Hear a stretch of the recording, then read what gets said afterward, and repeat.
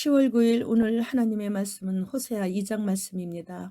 부에리의 아들 호세아 선지자는 하나님의 명령으로 가장 음란한 여인 고멜과 결혼하여 참으로 경건하고 신실한 호세아는 선지자 사역과 결혼 생활에서 비극적으로 살다 갔습니다. 호세아 선지자는 개인적으로는 매우 불우했지만 하나님의 뜻이라면 무조건 전적으로 순종하는 예언자의 모습으로 우리에게 많은 교훈을 줍니다. 2절로 7절 말씀. 너희 어머니와 논쟁하고 논쟁하라. 그는 내 아내가 아니요 나는 그의 남편이 아니라 그가 그의 얼굴에서 음란을 제하게 하고 그 유방 사이에서 음행을 제하게 하라. 그렇지 않냐면 내가 그를 벌거벗겨서 그 나던 날과 같게 할 것이요 그로 광야같이 되게 하며 마른 땅같이 되게 하여 목말라 죽게 할 것이며 내가 그의 자녀를 긍휼히 여기지 아니하리니 이는 그들이 음란한 자식들임이니라. 그들의 어머니는 음행하였고 그들을 임신했던 자는 부끄러운 일을 행하였나니 이는 그가 이르기를 나는 나를 사랑하는 자들을 따르리니 그들이 내 떡과 내 물과 내 양털과 내 삶과 내 기름과 내 술들을 내게 준다 하였습니다. 그러므로 내가 가시로 그 길을 막으며 담을 쌓아 그로 그 길을 찾지 못하게 하리니 그가 그 사랑하는 자를 따라갈지라도 미치지 못하며 그들을 찾을지라도 만나지 못할 것이라. 그제야 그가 이르기를 내가 본 남편에게로 돌아가리니 그때 내 형편이 지금보다 나았음이라 하리라. 하나님께서는 처음부터 호세아에게 음란한 여인을 아내로 맞으라고 하셨는데 음란한 여자란 단순히 마음이 음탕한 여인이 아닌 직업적인 길거리 여자를 칭하는 창녀로도 번역이 됩니다. 고멜의 음란한 행위가 여러 번 계속되는 것은 그러한 음란한 행위를 직업으로 삼는 창녀, 특히 그 당시에 신전 창녀였음을 시사하고 있는 것입니다.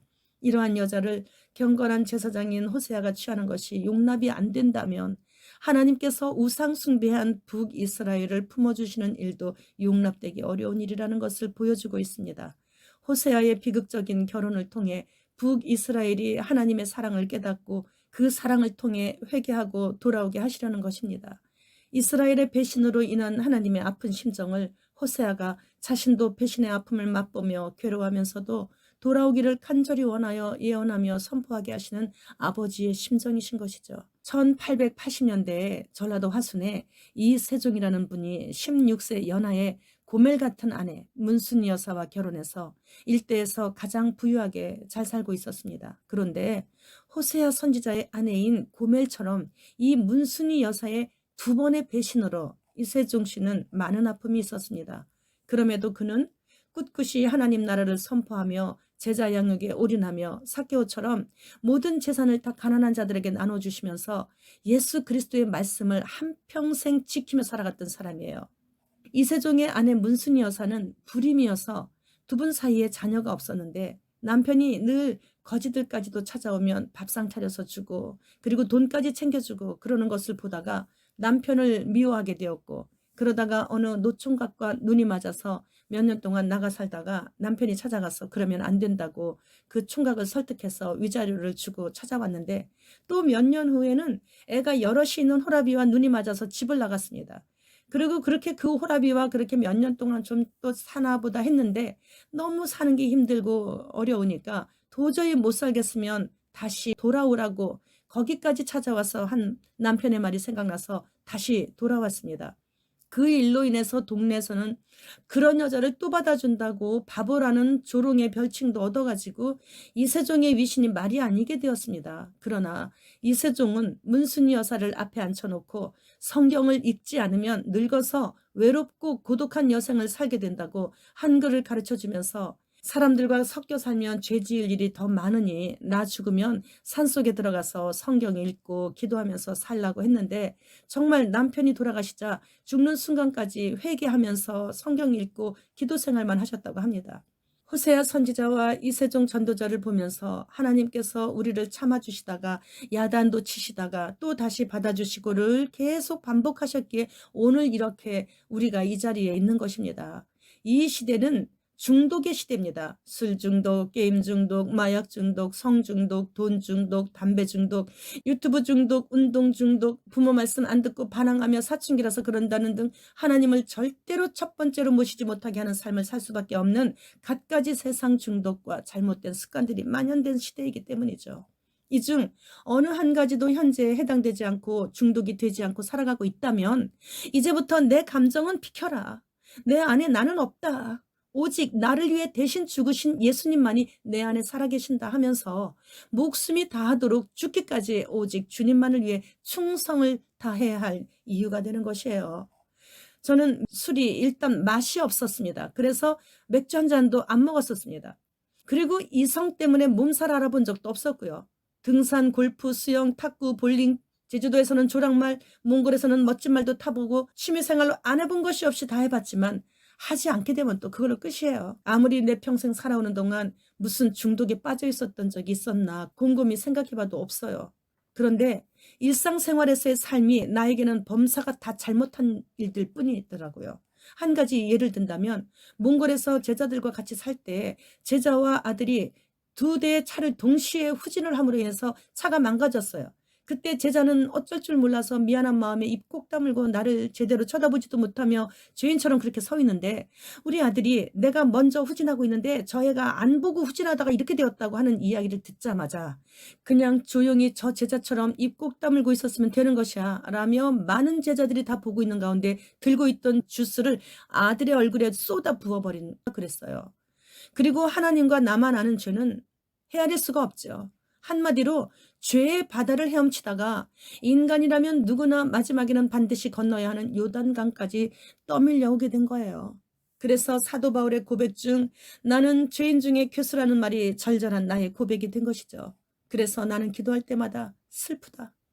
왜 그랬을까? 내가 그때 왜 그 말을 했을까? 차라리 말이 언홀했었더라면 이렇게까지 말로 지은 죄 때문에 괴롭지는 않았을 것을.